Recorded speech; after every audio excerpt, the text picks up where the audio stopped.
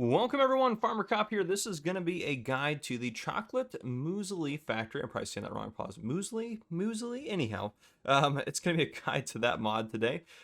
So we're going to talk about how to use this. Then we're going to talk about if it is actually worth using. Now, this is very similar to the Cereal Factory over there, which is the base game Cereal Factory in terms of function and everything like that. And they both produce cereal. So this is the front of the building here. If you want to place it, you go into the build menu, go to productions, go down towards the end. Here's the Chocolate Muesli Factory.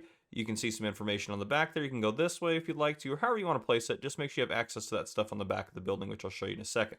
$150,000 to buy. The base game Cereal Factory is only $110,000, so that's one difference there.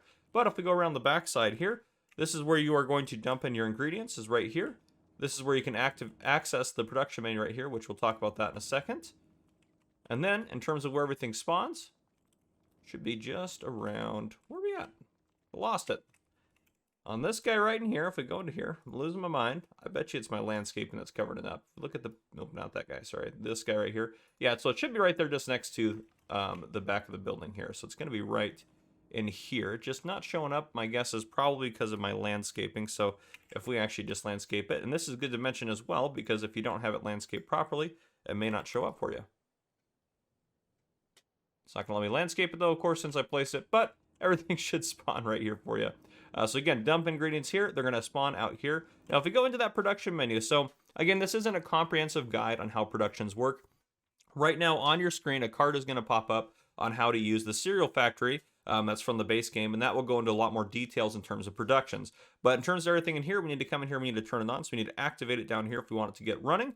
And then we need to provide it basically all of these ingredients to produce cereal. Now, we'll talk about if it's actually worth doing this because, again, this one only requires 4 ingredients to produce cereal.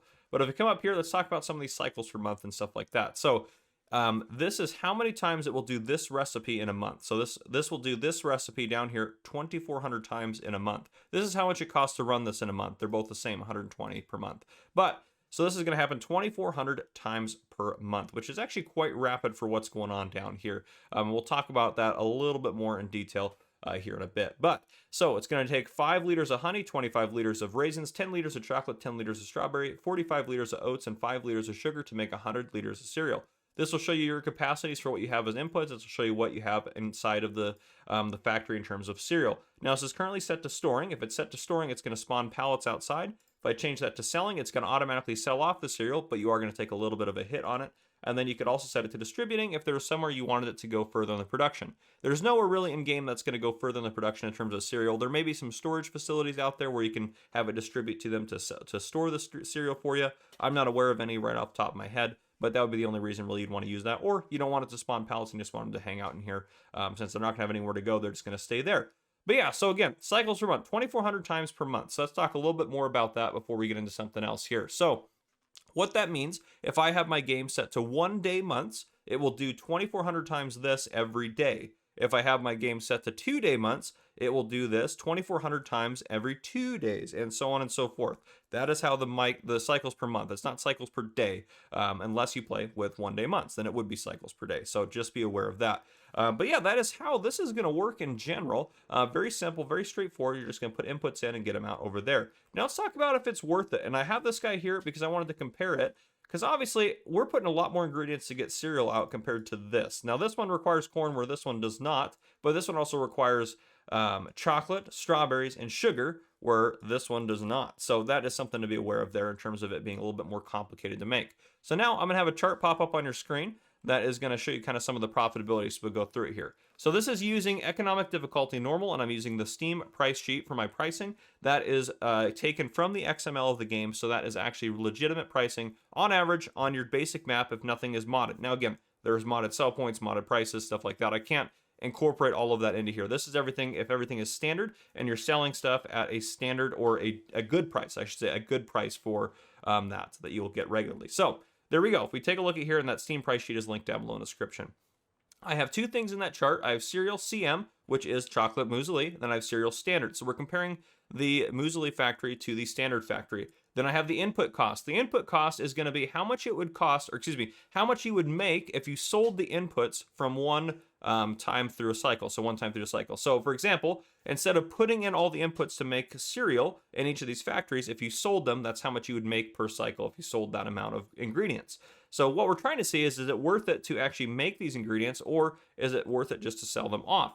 So if we take a look down below, I have the prices listed for honey, raisins, chocolate, strawberries, oats, sugar, corn, and cereal that I'm using inside of this chart here. So the input for the Chocolate Muesli Factory is $160.11, which is a lot more than the standard factory at $7.60. But the reason being, you're producing 100 liters of cereal in the CM factory compared to the standard factory only producing 2. So you're producing 50 times more cereal with the CM factory per cycle.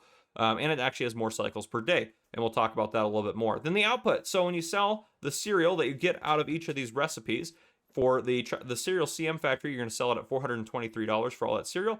And then for the cereal standard, you sell it at $8.46. Then we go over to profit per cycle. Per cycle, for the cereal Chocolate Muesli Factory, you're going to make $262.89. Per cycle of the standard cereal factory, you're going to make 86 cents, which is not a lot. Now, if we look at that further, I wanted to actually kind of compare what that even means. So next to it, that's the increase. So basically, you are taking for the Chocolate Muesli Factory and you're making a 164% increase in profit off of it compared to the cereal standard factory, which are only making 11% profit. So this is definitely a worthwhile factory if you're willing to make and produce all those different ingredients, which it is a lot of ingredients, to be fair. It's a more complex recipe. Then if we go down further on the page here, it says profit per month.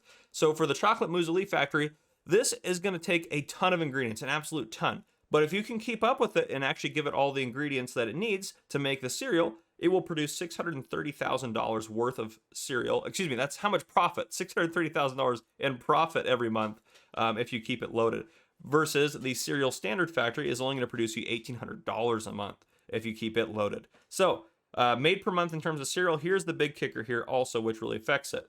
The Chocolate Muesli Factory, if you keep it fully loaded, will make 240,000 liters of cereal, which quite frankly is ridiculous. You're probably not going to be able to actually keep it up at moving at that speed.